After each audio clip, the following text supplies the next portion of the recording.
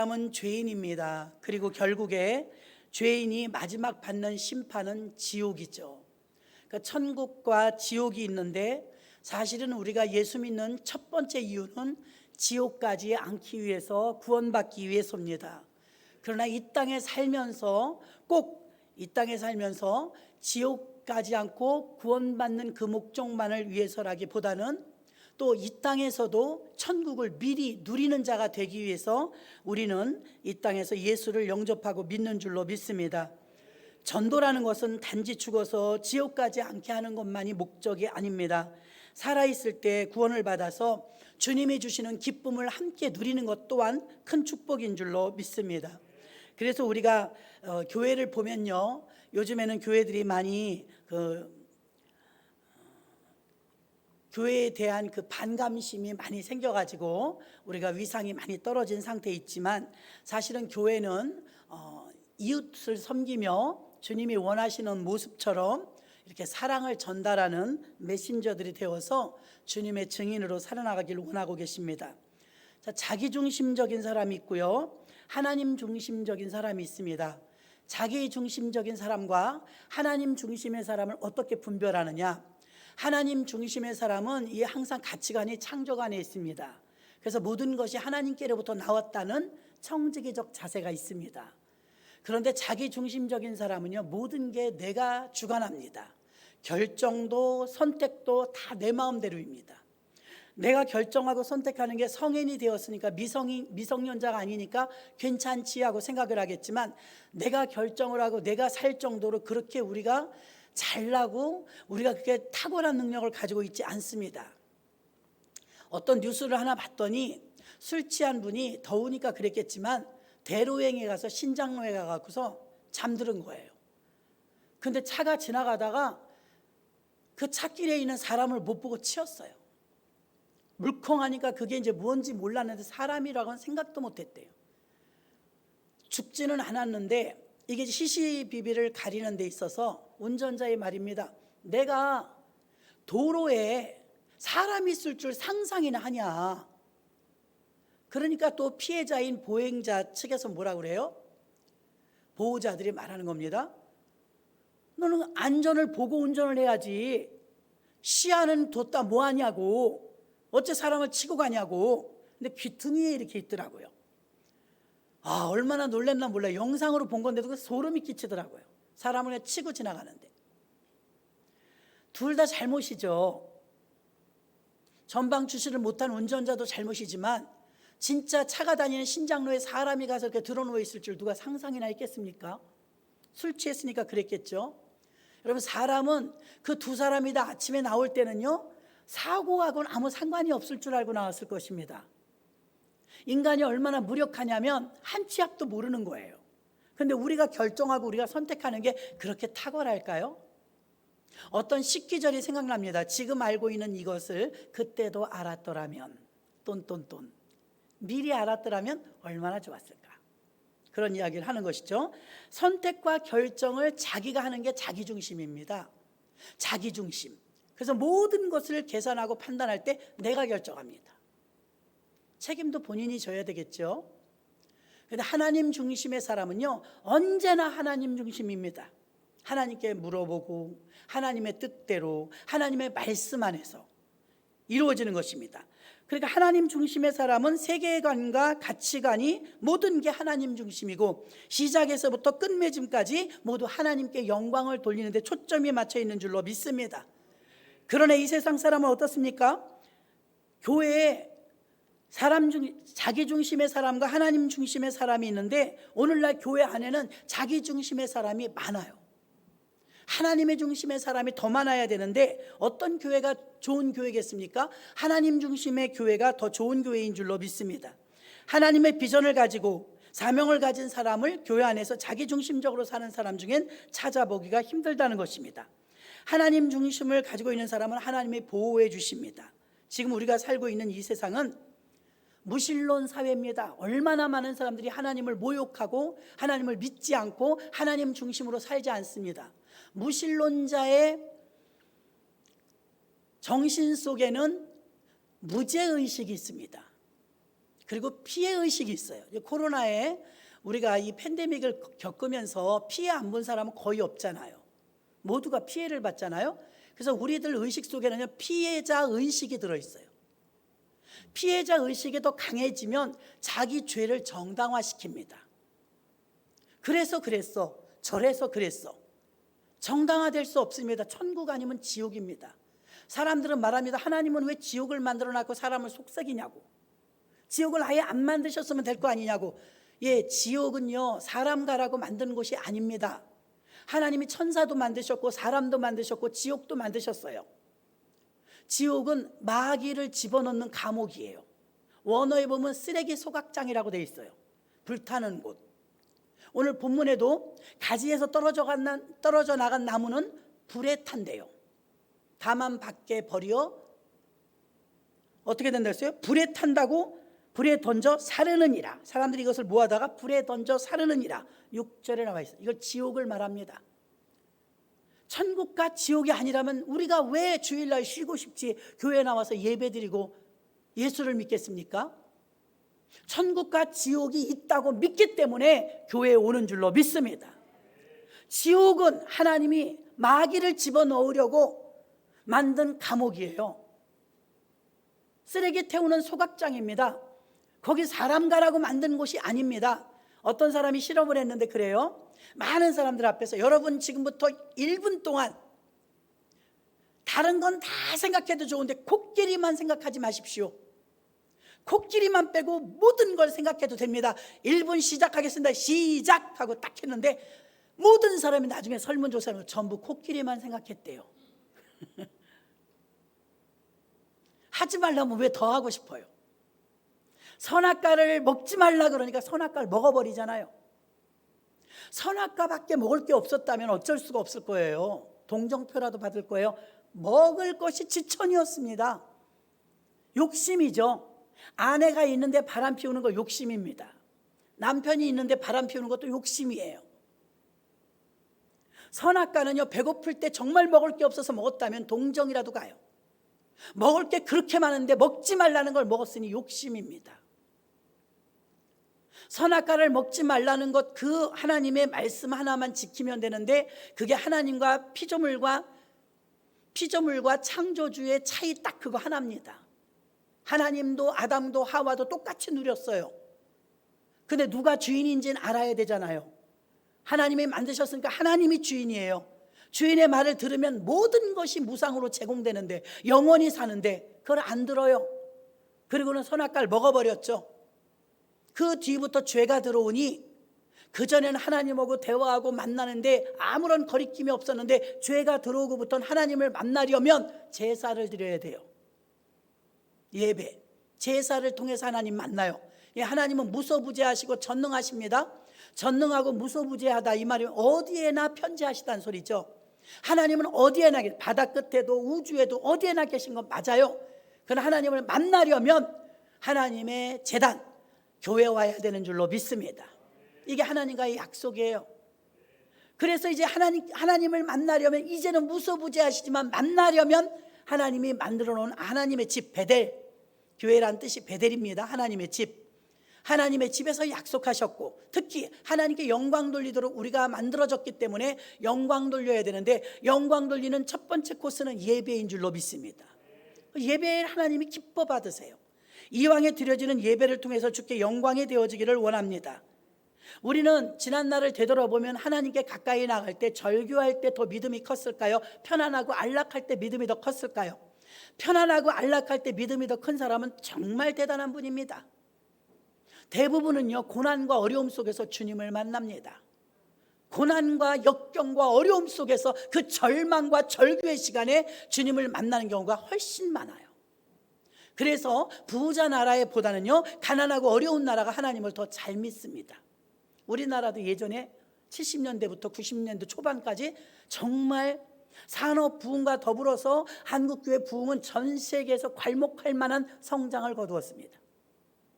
근데 이제 90년대 지나면서 부유해졌습니다. 풍성합니다. 올림픽을 치르고 나서부터 월드컵도 승승장구, 먹고 사는데 지장이 없습니다. 풍성해졌습니다. 그리고 우리에게 다가온 마음은 가난한 마음이 아니에요. 하나님을 의지하는 마음이 아니에요. 하나님을 점점 떠납니다. 거역합니다. 자기 생각대로, 자기 뜻대로 이 점점 하나님 중심에서 자기 중심으로 바뀌어 버렸습니다. 광야에서 은혜가 더 큰 것처럼 광야에서는 하나님의 은혜가 없이는 살 수 없으니까 매달린 것 같았지만 가나안 땅에 들어가니까 젖과 꿀이 흐르는 가나안 땅에서는요, 불순종하고 스스로 타락하더라 이거예요. 누가 해코지해서가 아니라 스스로 타락해요. 그러니 저와 여러분들이 믿음을 건강한데도 안정권에 있는데도 믿음 생활을 잘하고 있다면 그 사람은 정말 큰 믿음입니다. 할렐루야. 저와 여러분이 모세가 한 말이 있습니다. 신명기 31장 27절 29절 내가 너희의 패역함과 목이 곧은 것을 아나니 오늘날 내가 생존하여 너희와 함께하여도 너희가 여호와를 거역하였거든 하물며 내가 죽은 후의 일이랴. 너희 지파 모든 장로와 유사들을 내 앞에 모으라. 내가 이 말씀을 그들의 귀에 들리고 그들에게 천지로 증거를 삼으리라. 내가 알거니와 내가 죽은 후에 너희가 스스로 부패하여 내가 너희에게 명한 길을 떠나서 여호와의 목전에 악을 행하여 너희의 손으로 하는 일로 그를 경록케 하므로 너희가 말세에 재앙을 당하리라 하니라. 아멘. 앞에 보니까 패역하고 목이 곧다, 교만해졌다는 소리죠. 그 다음에 스스로 부패하여졌다. 모세는 지금 모세가 지금 살아있지만 모세가 죽은 뒤에 걱정되는 거예요. 내가 죽은 뒤에 정말 걱정된다. 애굽에서 이끌어내는 하나님의 능력을 잊어버리면 안 되는데, 기억해야 되는데 너희는 어찌하여 스스로 부패하여지느냐. 대부분은 스스로 부패해집니다. 모세는 이스라엘 백성들이 약속의 땅 가나안 땅에 들어가기 전에 어떤 자세로 들어가야 되는지를 말해주고 있는 것입니다. 사람은 다 똑같아요. 화장실 갈 때 마음하고 나올 때 마음하고 사실 다릅니다. 힘들고 어려울 때는 하나님을 두려워하며 하나님을 경외합니다. 좀 나아지고 형편이 좋아지면 어떻습니까? 자기가 잘나서 그렇게 된 줄 알고 자기가 똑똑한 줄 알고 자기 중심이 됩니다. 신앙생활은 내 중심을 버리고 하나님 중심으로 사는 것인 줄로 믿습니다. 우리가 얼마나 안타까운 모습입니까? 하나님이 우리에게 어떤 미션을 주셨는데 그 미션을 이루기 위해서 사는 사람은 얼마나 되냐 이 말입니다. 하나님이 우리에게 주신 미션, 그 사명은 무엇입니까? 복음을 전하여 죽어가는 영혼을 지옥 가지 않고 천국 가게 하는 것인 줄로 믿습니다. 그러나 교회의 사명이며 성도의 사명인 이것은 뒤로 하고 자기 중심이요 자기 앞길만을 위해서 살아갑니다. 내가 내 인생을 결정할 수 있을 것 같이 생각하고 삽니다. 그러나 그렇지 않다는 것이죠. 본문 8절에서도 너희가 열매를 많이 맺으면 내 아버지께서 영광을 받으실 것이요 너희가 내 제자가 되리라. 아멘. 열매를 중요하게 여기고 있습니다. 열매. 결과는 성과 중심이지만 열매는 과정을 포함합니다. 5절에 나는 포도나무여 너희는 가지라. 저가 내 안에 내가 저 안에 있으면 이 사람은 열매를 많이 맺나니 나를 떠나서 너희가 아무것도 할 수 없음이라. 아멘. 열매는 나무에 붙어있는 가지이고 가지에 붙어있는 열매인데 농부는 하나님, 포도나무는 예수님, 가지는 우리들입니다. 여기 가지에 매달려 있는 이 열매는요 진액을 빨아 올리기 때문에 열매를 맺히는 줄로 믿습니다. 0.01mm만 떨어져 있어도요 바싹 말라서 죽을 수밖에 없습니다. 이렇게 요즘 저는 이제 화초를 잘 못 기르는데요, 위에서 이제 다육이도 기르고 화초를 기르다 보면 조금만 손이 안 가면 죽어요. 그래서 꽃집에 가면 또 미안하고 그런데 죽은 건 어쩔 수 없지만 죽으려고 막 말라서 시들시들해질 때 있어요. 그럴 때 가서 물을 흠뻑 줍니다. 물을 흠뻑 주고 나서 한두 시간 있다 보면요 늘어질 대로 늘어져 있던 잎사귀가 쫙 하고 올라와 있어요. 할렐루야. 이게 바로 진액을 빨아 올렸을 때 다시 살아나서 생명을 살리는 것인 줄로 믿으시기를 바랍니다. 그래서 오늘 제목도 생명을 살리는 복음을 전하자. 생명을 살린다. 자, 그러면 어떻게 해야 열매를 맺히며 생명을 살릴 수가 있을까요? 여러분, 창세기는 모든 것의 근원입니다. 창세기 3장에 인간이 타락하죠. 요한계시록에 가서 마지막에 가서 이제 새 하늘과 새 예루살렘 성으로 예수님이 신랑 되고 우리가 신부 되어서 딴따다단 결혼하고 딱 끝납니다. 해피엔딩이죠. 여러분이 이거 깊이 다뤄야 될 문제이긴 하지만 아담과 하와 때 선악과를 따먹음으로 죄가 들어옴으로 에덴 동산에서 추방당했어요. 추방. 그때 하나님과 인간이 처음으로 단절됐어요. 꼴까닥하고 뱀이 말한 것처럼 먹어봐, 먹어도 안 죽어. 그 자리에 육신의 생명이 죽은 게 아니라 영의 생명이 죽었죠. 저는 운전을 할 때 인천만 떠나면 내비게이션이 없으면 꼼짝을 못해요. 인천에서 가까운 데 다니는 데는 뭐 내비게이션 안 틀어도 저는 인천만 벗어나면 내비게이션을 꼭 길잡이 삼아요. 남자분들은 길을 잘 아시던데 저는 길치예요. 내비게이션이라는 게 참 신기합니다. 비유를 들기 아주 좋아요. 걔는 어찌 알고 위성에서 GPS 수신호로 내가 오른쪽으로 가는지 왼쪽으로 가는지 다 알아요. 빨리 가는지 늦게 가는지도 다 알아요. 하나님이 만든 사람, 그 사람이 만든 기계도 굉장히 정확해요. 키로수만 넘어가도 막 난리가 납니다. 길 잘못 가도 또 알려줍니다. 그런데 이게 맹점이 있어요. 내비게이션을 꺼버리죠. 안 알려줘요. 전혀 몰라요. 똑같아요. 장착이 돼 있긴 한데 쓸모가 없는 거예요. 쓰질 못해요. 왜요? 터치해서 키질 않아서. 우리에게는요, 영원히 사는 영생이 장착되어 있어요. 아멘. 영원히 살도록 하나님 생명을 나눠줬잖아요. 불어넣어줬잖아요. 코로. 근데 그만 죄가 덮어버려 갖고 내비게이션이 꺼진 것처럼 영원히 사는 생명이 멈췄어요. 굳었어요. 근데 내비게이션을 장착을 딱 틀기만 하면 GPS가 가동되면서 우리 다시 안내해 주는 것처럼 예수 그리스도를 이 땅에 보내주셔 갖고 죄인 감옥에 우리가 다 같이 갇혀 있다면, 여기 지금 예배당 안에 밖에서 잠가 가지고 갇혀 있다면 우린 아무도 못 나가요. 목사라도 못 나가요. 근데 밖에서 열어주면 나갈 수 있어요. 모든 사람은 죄인이기 때문에 지구라는 이 테두리 안에 다 감옥에 갇혔어요.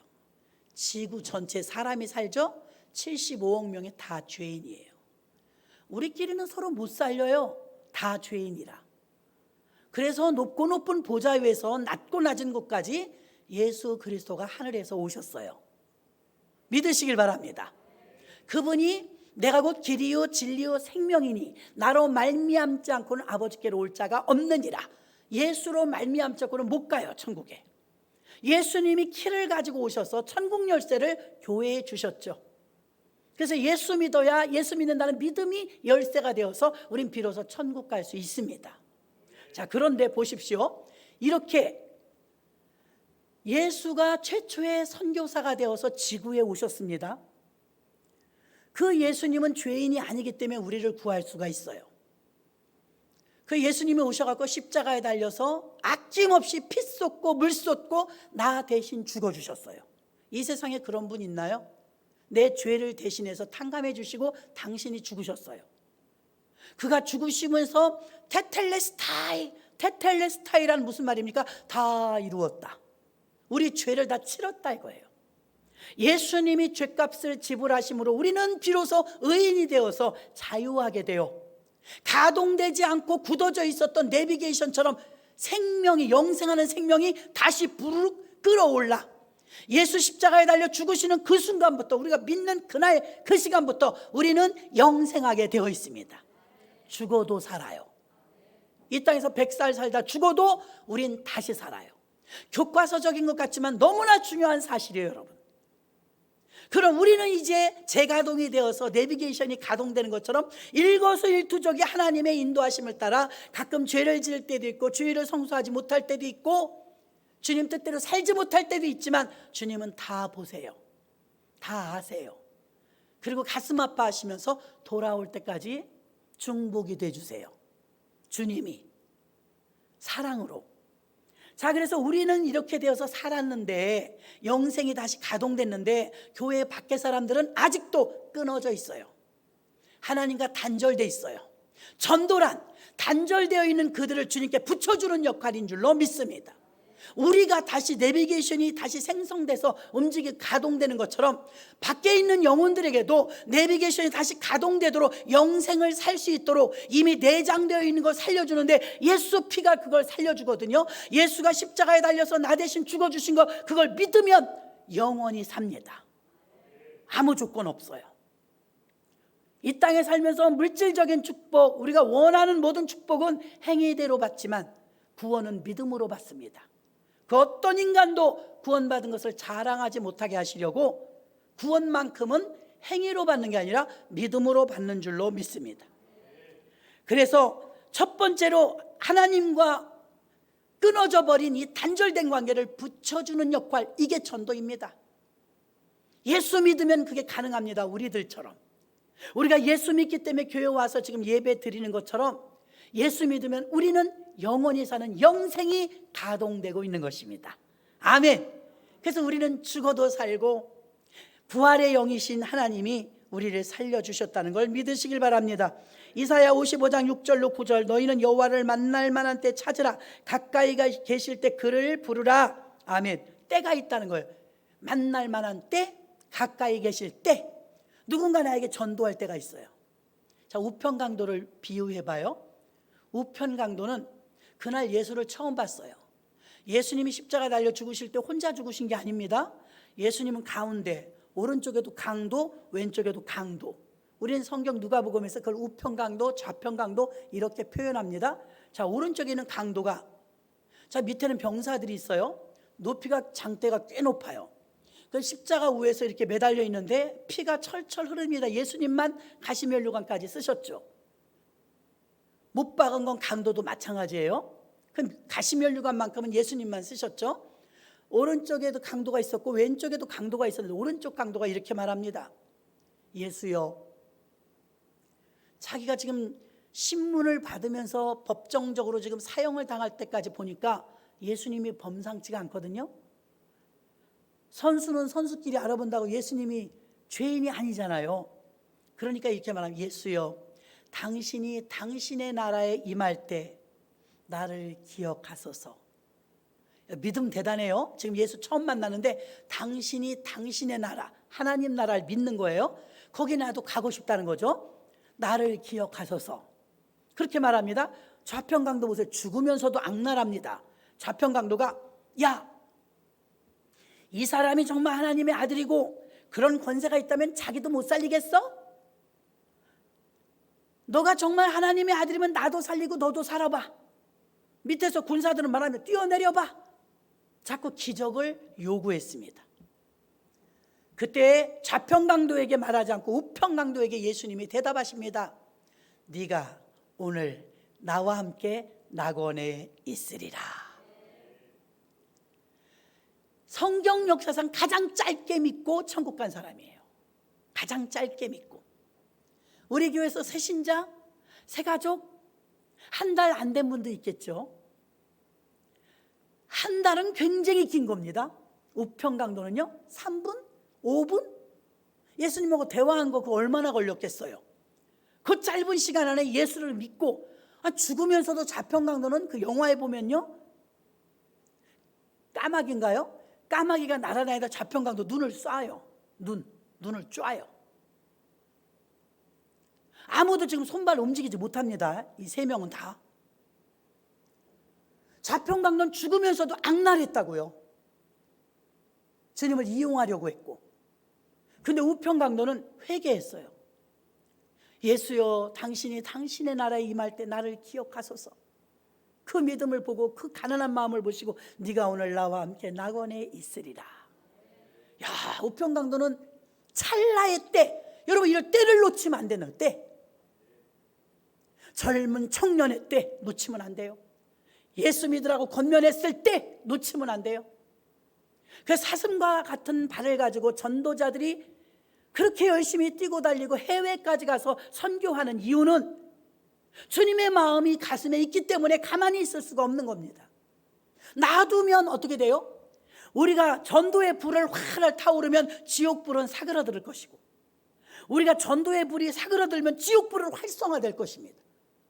그러니 어찌 우리가 가만히 있을 수 있습니까? 빚진 자의 마음으로. 일주일 동안 저도 그렇고 여러분도 그렇고 일주일 동안 부끄럽기가 그지 없습니다. 아유 더워 죽겠는데 뭐 어쩌라는 거야 이러면 할 말 없습니다. 일주일 동안 살면서 우리가 예수를 몇 번이나 말해봤나? 몇 명에게나 예수를 증거해봤나? 이거 앙케이트 해보면 아마 처참할 것입니다. 거의 못하고 살아요.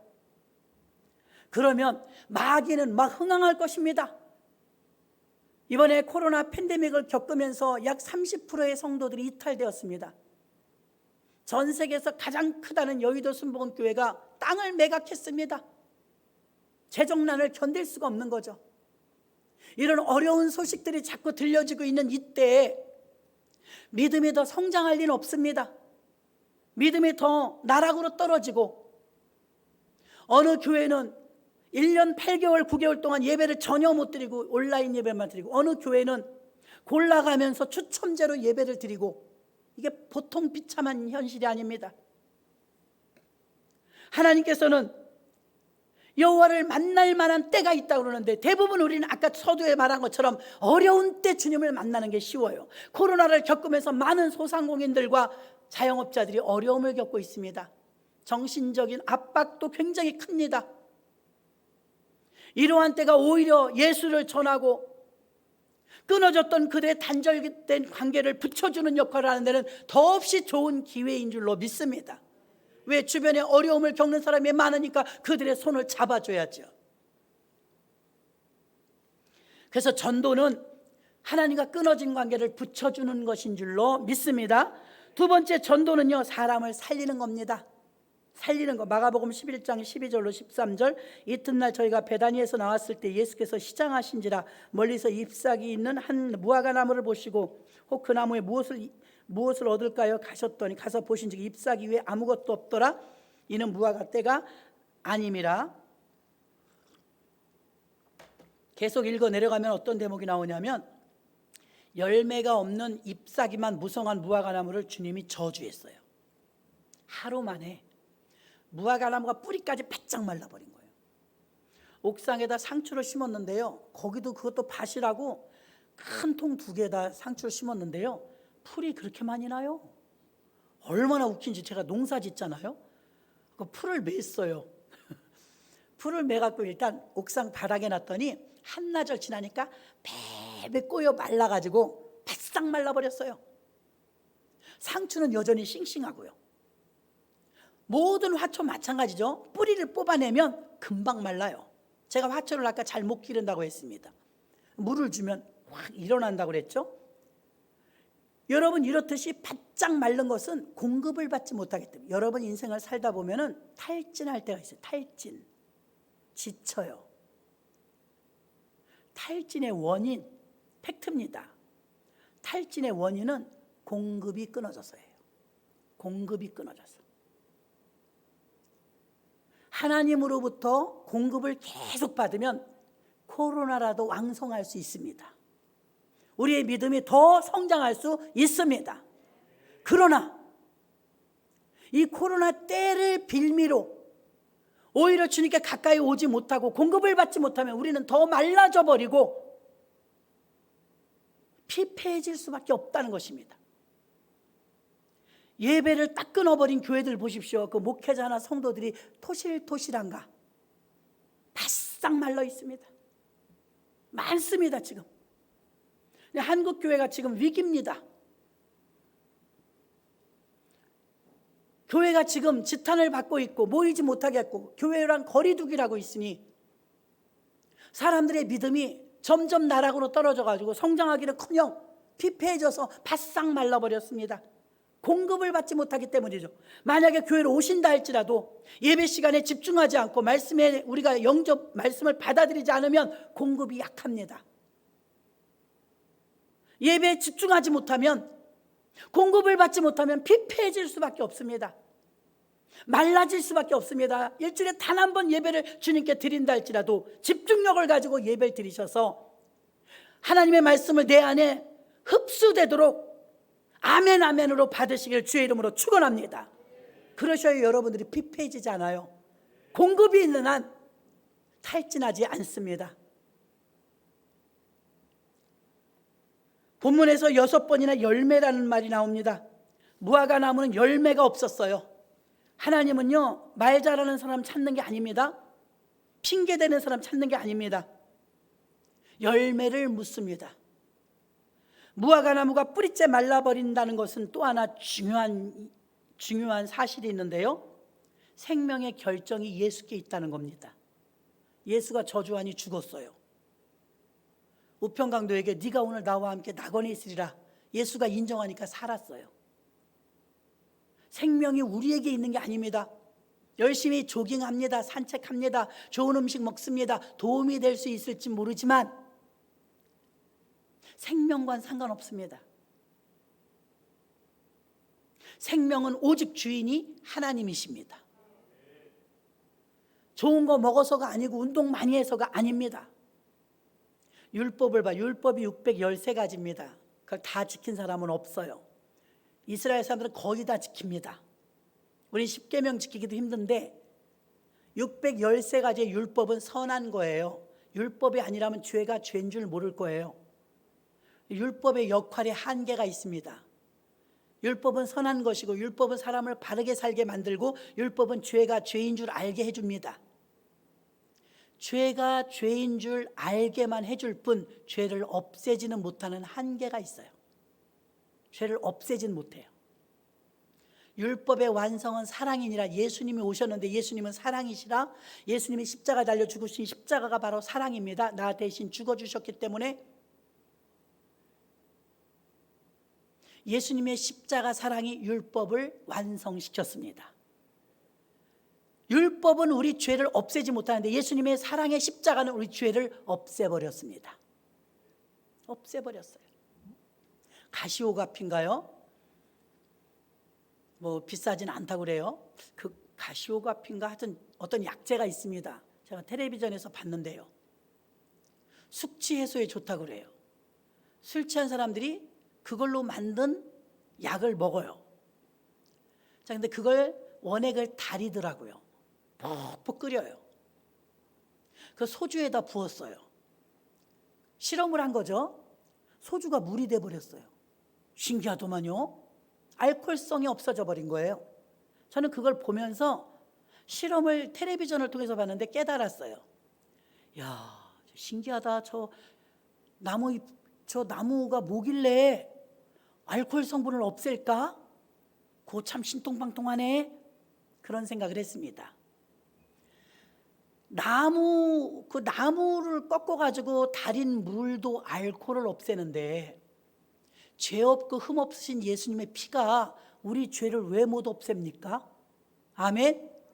그 보배로우신 보혈의 피가 먹보다도 더 검고 주홍보다 붉은 우리 죄를 양털눈같이 희게 만든다고 이사야에 말씀하고 있는 줄로 믿습니다. 참, 이런 기가 막힌 것을 사람들이 안 믿어요. 죄를 없애준다는데도 안 믿어요.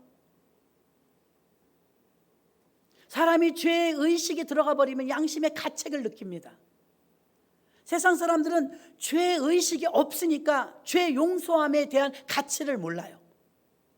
우리도 십자가에서 멀어지면 감사가 끊깁니다. 왜? 내가 의로운 줄 아니까요. 근데 십자가로 가까이 가면 다 내 죄거든요. 겸손해집니다. 구원의 감격이 넘치는 줄로 믿습니다. 십자가를 모르면 은혜 받았다고 말할 수 없는 거예요. 십자가는 자기 부인이요 자기 희생입니다. 예수 안에 있는 우리 모든 것을 마가복음 11장 23절에서 24절 보니까 내가 진실로 너희에게 이르노니 누구든지 이 산더러 바다에 던지라면 그 말하는 것이 이를 줄 믿고 마음에 의심치 아니하면 그대로 되리라. 그러므로 내가 너희에게 말하노니 무엇이든지 기도하고 구하는 것을 받은 줄로 믿으라. 그리하면 너희에게 그대로 되리라. 아멘. 이 산을 들어 저 바다에 던지라면 던져진다는 거예요. 겨자씨만한 믿음만 있어도 이 산을 저 바닷속에 넣는다는 거예요. 울산의 현대자동차가 지어지기 전에 한 권사님의 간증을 들었어요. 이 산을 들어 저 바다에 던진다는 말씀이 이루어지기를 미련할 정도로 기도한 사람이 있었어요. 이 산을 옮겨달라고. 자기 집 앞에 막힌 이 산을 옮겨달라고. 기도만 했을 뿐인데 그 믿음대로 정말 자고 일어나니까 산이 저 바다로 들어간 게 아니라 현대자동차에서 와가지고 이 산을 파시죠. 우리가 흙이 필요한데. 돈 준다고요? 예. 아니 기도하고 없애달라고 하는 건데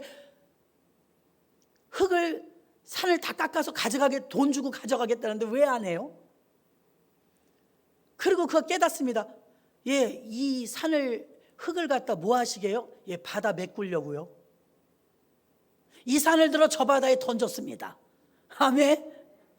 이런 일은 비일비재해 있었어요, 과거에. 여러분, 이 겨자씨 하나리 가장 작은, 씨 중에 가장 작은 게 겨자씨라, 겨자씨를 어떻게 생겼어 보려고 그러면 콧김에 벌써 날아갔어요. 아주 작아요. 근데 왜 겨자씨를 비유했어요? 이 조그만 씨를. 겨자씨라도 그렇게 작아도 중요한 게 있어요. 그 안에 생명이 있어요. 생명. 커도 생명이 없으면 꽝이에요. 근데 작아도 생명이 있으니까 자랐는데 크게 자라가지고 새들이 와서 깃들일 정도로 큰 나무가 된 줄로 믿습니다. 그래서 우리는 공급을 받는데 이 산을 들어 저 바다에 던질 때 그 믿음도 다 생명이에요. 사람을 살리는 게 전도라고 했는데 생명의 주관자가 하나님이시기 때문에 예수님이 저주하니 벌써 무화과 나무가 말라졌고요. 포도나무에 젖붙이니까 그냥 살았어요. 이게 떨어져 나가면 말라 비틀어져 탈진하지만 공급이 있는 한 살게 되는 것입니다. 예수가 공급원입니다. 우리는 예수가 공급원이에요. 열매가 없으면 가지에서 제거될 수밖에 없다고 했습니다. 하나님과의 단절은 생명 없음을 말하고 있는 것입니다. 누가복음 16장에는 부자와 나사로의 이야기가 나옵니다. 하나는 부자였는데 떵떵거리고 살았는데 다 시간이 되면 둘 다 죽었어요. 성경에 말합니다. 나사로는 이 땅에 살 땐 거지였는데 병들고 아팠었는데 천국에 가서 아브라함 품에 안겼고, 부자는 이 땅에선 부자였는데 자기 문간에 사는 거지 하나도 거두질 못했어요. 인색했습니다. 그리고 지옥 갔죠. 지옥에서 어떻습니까? 아주 뜨거운 음부에서 고통을 당했습니다. 그리고 24절에 그렇게 말합니다. 나사로를 보내어 그 손가락 끝에 물을 찍어 내 혀를 서늘하게 하소서. 내가 이 불꽃 가운데서 고민하나이다. 지옥은 물이 없는 곳이에요. 불만 있어요. 지옥은 벌러지 구더기가 있어요. 고통만 있어요. 어두움만 있어요. 물이 없고 빛이 없는 곳. 끔찍하지 않습니까? 빛이 없고 물이 없어요. 생명이 없어요. 죽지도 않아요. 근데 영원히 영멸을 당합니다. 아브라함의 품에 안긴 나사로와 지옥에서 신음하는 부자의 절규가 누가복음 16장에 나오고 있는 것입니다. 전도자는 이 절규의 소리를 들을 줄 알아야 돼요. 그래서 아직도 이름이 없고 예수 믿지 않는 자들에게 예수 믿고 구원받으라고 전해야 될 줄로 믿습니다. 전도의 불이 꺼지면 지옥의 불이 더 활활 탈 것이고, 전도의 불이 활활 타오르면 지옥의 불은 사그라들 것이니 어찌 우리가 가만히 있을 수 있겠습니까? 하나님과의 관계가 떨어진 것을 붙여주는 게 전도고, 생명을 살리고 생명의 주인이 하나님이심을 알려주는 게 전도고, 마지막 세 번째는 복음을 듣고 반응하는 게 전도입니다. 반응. 너희가 나를 떠나서는 아무것도 할 수 없음이라 5절에 말하고 있습니다.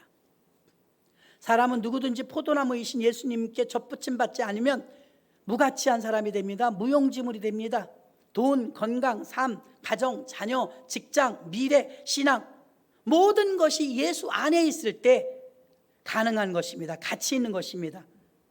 희망도 행복도 기쁨도 예수를 떠나면 다 떠나는 것입니다. 하루 24시간 중에 잠자는 시간, 식사하는 시간 빼면 우리가 남는 시간 가지고 무엇을 하겠습니까? 그 짧은 시간 동안 나를 위해 살기도 부족하다고 생각이 드는데 어찌하여서 남을 위해 살라고 말합니까? 누가 의롭게 신실하게 나를 위해 살 시간에 남을 위해서 시간을 버리며 살려고 합니까? 시편 121편 1절부터 8절까지 보면 내가 산을 향하여 눈을 들리라. 나의 도움이 어디서 올고 나의 도움이 천지를 지으신 여호와에게서로다. 여호와께서 너를 실족지 않게 하시며 너를 지키시는 자가 졸지 아니하시리로다. 이스라엘 지키시는 자는 졸지도 아니하시고 주무시도 아니하시리로다. 여호와는 너를 지키시는 자라. 여호와께서 내 우편에 내 그늘이 되시나니 낮에 해가 너를 상치 아니하며 밤의 달도 너를 해치 아니하리로다. 아멘. 하나님이 지켜주셔야 지켜지는 겁니다.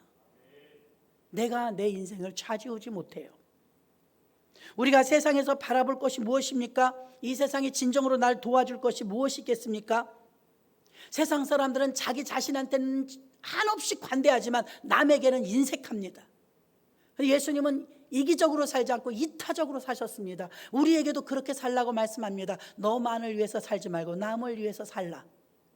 어머니들이 늘 자녀들에게 야 공부해라 공부해라, 공부해서 남주니? 공부해서 남줍니다. 모든 재능과 달란트를 가지고 다 남을 위해 씁니다. 저는 예전에 이화여대를 나온 한 자매가 있었는데요, 그가 하는 일이 제가 참 아이러니했습니다.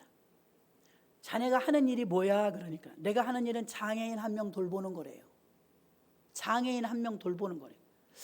저는 그때 믿음이 약해서 그런지 몰라도 제 마인드로는요, 참 덧없다. 그 좋은 대학까지 나와가지고 장애인 하나 실랭이를 치면서 그거 하나 관리하더라고요. 어쩌면 고차원적인 겁니다. 고차원적인 거. 우리가 이 땅에 살면서 남을 위해 사는 것입니다. 그런데 그렇게 사는 사람이 드물죠. 나를 위해 살죠. 세상 사람들은 자신에게는 관대하지만 남에겐 처절할 정도로 인색합니다. 우리 하나님의 형상은 남을 위해서 살고 항상 희생이었는데 이타적으로 살았는데 우리들에게 하나님의 형상이 파괴되었어요. 하나님의 형상이 파괴되었는데도 하나님을 찾지 않아요. 필요한 줄도 몰라요. 제멋대로 세상에서 죄를 지으며 자기 마음대로 자기 중심으로 사는 게 쾌락을 느낍니다. 하박국 선지자 3장 18절에 나는 여호와로 인하여 즐거워하며 나의 구원의 하나님을 인하여 기뻐하리로다. 아멘. 하박국 선지자는요, 비록 무화과나무에 소출이 없고 감람나무에 열매가 없고 외양간에 우리의 소가 없어도, 그러니까 재산도 없고 돈도 없고 아무것도 없는데 난 기뻐하는 일이 하나 있으니 그것은 여호와로 인하여 기뻐하리로다. 이게 참 믿음입니다. 우리가 돈 때문에 기뻐할 수 있고 사람 때문에 기뻐할 수 있고 칭찬 들어 기뻐할 수 있습니다. 그건 참 기쁨이 아닙니다. 우리의 참 기쁨은 주님을 위하여 살 때, 주님을 향하여 주님이 주시는 만족을 느낄 때 참 기쁨인 줄로 믿습니다. 그래서 복음성가에는 샘솟는 기쁨이라고 말하는 것입니다. 본문 7, 8절에서도 내 아버지께서 열매를 맺으면 영광을 받으실 것이라고 말하고 있습니다. 하나님께 영광 돌리는 게 우리의 본분입니다. 우리가 하나님께 영광 돌리는 행위와 수고와 노력을 통하여서 얻어지는 것보다는 나무에 붙어 있음으로 진액을 빨아들여 열매를 맺는 게 더 큽니다. 나는 아이들 둘을 길렀습니다. 지금도 요즘에 아이들이 기도받으러 예배 끝나면 우르르 나오는데요, 조그만 아이들부터 중등부 학생까지 기도를 해주다 보면요, 하루가 다르게 애들이 키가 커요. 안수기도를 해주는데 손이 자꾸 올라갑니다. 이렇게 키가 크니까. 저도 아이들을 길러봤지만요, 밥 먹이고 학교 보내고 잘 커요. 나는 그 아이들을 키 크라고 때려본 적이 없습니다. 밥 먹이고 그냥 제공할 것들을 제공해 주었더니 아이가 무럭무럭 컸어요. 저와 여러분도요, 어떤 행위로만이 우리가 신앙이 큰다고 생각하면 매일 금식해야 되고 매일 작정 기도해야 됩니다. 그런데 예수와 하나 되어서 붙어 있기만 하면 우린 큽니다. 건강합니다. 건강한 교회도 마찬가지예요. 건강한 교회는 저절로 자랍니다. 믿음이 무럭무럭 성장합니다. 행위에 우리가 자꾸 따라가려고 하니까 우리가 거기서 올무에 걸릴 때가 많다는 것입니다. 고린도전서 3장 6절로 7절 나는 심었고 아볼로는 물을 주었으되 오직 하나님은 자라나게 하셨나니 그런즉 심는 이나 물 주는 이가 아무것도 아니로되 오직 자라나게 하시는 하나님뿐이니라. 아멘. 맞습니다. 하나님이 자라게 하시는 것입니다. 언제나 우리의 믿음이 하나님을 앞세우는 것이 믿음입니다. 중요합니다. 한국 교회를 1년 8개월 이상을 교회 문을 다 닫아버리고 폐쇄해버린 한국 교회를 보고 하나님이 영광을 받으실까요? 그게 하나님이 주신 응답이며 확신이라는 걸 확신 있게 말할 수 있을까요? 오히려 그동안 예배가 얼마나 중요한 것이라고 외쳤던 교회들의 그 목소리가 무색해져 버리고 말았습니다. 코로나 팬데믹이 처음 시작되었을 때 한국 교회는 어떻게 대응했습니까? 부끄럽게 대응했어요. 안일하게 대응했어요. 그 결과 교회의 위상은 추락해버렸습니다. 애초부터 교회가 단합되어져 가지고 짧게 끝날 줄 알았겠죠. 예배는 우리의 생명입니다. 예배는 포기하거나 거래할 수 없습니다. 19명, 2명 드리는 게 아닙니다. 예배는 우리의 신앙입니다. 이렇게 전국에 있는 5만 5천 개의 교회가 강하게 나갔더라면 지금 하나님은 영광을 받으실 것입니다. 후대에 우린 부끄럽지 않을 것입니다. 우리는 어떤 것을 선택했습니까? 이게 하나님 중심입니까? 하나님은 촛대를 붙들고 계시는 분이라고 요한계시록에 말하고 있지만 촛대를 옮기는 분이기도 합니다. 촛대가 옮겨지면 대한민국의 부강은 끝날 수도 있다는 것입니다. 말씀을 정리합니다. 한 영혼이 회개하고 하나님께 돌아오는 것, 그게 하나님을 최고로 기뻐하십니다. 코로나 팬데믹 때 어려움과 이 고통을 겪고 있는 우리 주변 이웃들에게 예수를 증거할 수 있는 오히려 좋은 기회인 줄로 믿습니다.